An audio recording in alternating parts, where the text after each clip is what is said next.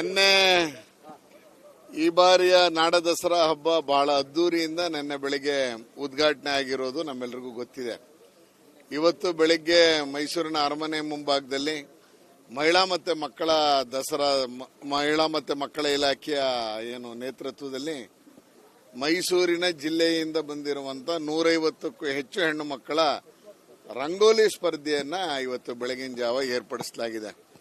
ಉತ್ಸಾಹದಲ್ಲಿ 150ಕ್ಕೂ ಹೆಚ್ಚು ಹೆಣ್ಮಕ್ಳು ತಾಯಂದಿರು ಮಕ್ಕಳನ್ನ ಕರ್ಕೊಂಡು ಮನೆಯವ್ರನ್ನ ಕರ್ಕೊಂಡು ಈ ಬಾರಿಯ ದಸರಾದ ರಂಗೋಲಿ ಸ್ಪರ್ಧೆಯಲ್ಲಿ ಭಾಗವಹಿಸಬೇಕು ಅಂತ ಹೇಳಿ ಬಹಳ ಉತ್ಸಾಹದಿಂದ ಉತ್ಸುಕತೆಯಿಂದ ಬಂದು ಈಗಾಗಲೇ ರಂಗೋಲಿಯನ್ನ ಬಿಡಿಸುವಂತ ಕಾರ್ಯಕ್ರಮವನ್ನು ಮಾಡ್ತಾ ಇದ್ದಾರೆ. ಇದೇ ಸಂದರ್ಭದಲ್ಲಿ ಮೈಸೂರಿನ ನಮ್ಮ ಹೆಸರಾಂತ ಕುರುಬಾರಳ್ಳಿ ಕಲಾವಿದ ಪುನೀತ್ ಅವರು ಅರ್ಜುನನ ನೆನಪಿಗಾಗಿ ಒಂದು ಬೃಹತ್ ರಂಗೋಲಿಯನ್ನ ಬಿಡಿಸ್ತಾ ಇರೋದನ್ನು ನಾವೆಲ್ಲರೂ ನೋಡಿದೀವಿ.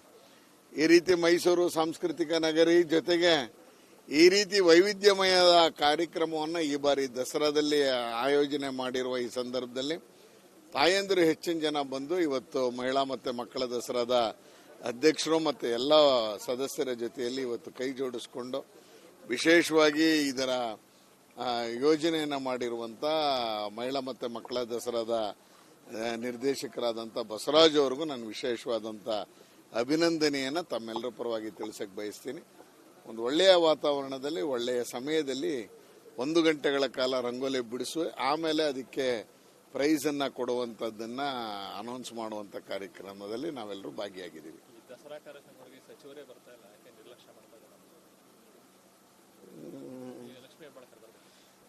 ಅದೇ ಉದ್ಘಾಟನೆಯಲ್ಲಿ ಸಾಮಾನ್ಯವಾಗಿ ಶಿಷ್ಟಾಚಾರದ ಪ್ರಕಾರ ಹಾಕಿರ್ತಾರೆ.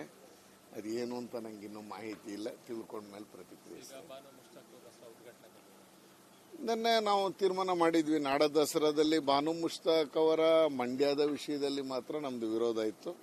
ನಿನ್ನೆ ಹೇಗೆ ಡೆಲಿವರ್ ಮಾಡ್ತಾರೆ ಅದರ ಮೇಲೆ ನಾವು ಪ್ರತಿಕ್ರಿಯಿಸಬೇಕು ಅಂತ. ನಿನ್ನೆ ಒಳ್ಳೆ ರೀತಿಯಲ್ಲಿ ದಸರಾದ ಉದ್ಘಾಟನೆಯನ್ನು ಮಾಡಿದ್ದಾರೆ, ನಮ್ಮ ಸಂಪ್ರದಾಯದ ಪ್ರಕಾರ ಮಾಡಿದ್ದಾರೆ. ನಾವೇನು ಕಾಮೆಂಟನ್ನು ಮಾಡೋಕ್ಕೆ ಆಗದೇ ಇರೋ ರೀತಿಯಲ್ಲಿ ನಡ್ಕೊಂಡಿದ್ದಾರೆ. ಹಾಗಾಗಿ ನಾನು ಬಾನು ಮುಷ್ತಾಕ್ ಅವರಿಗೆ ಅಭಿನಂದನೆಯನ್ನು ಸಲ್ಲಿಸ್ತೇನೆ.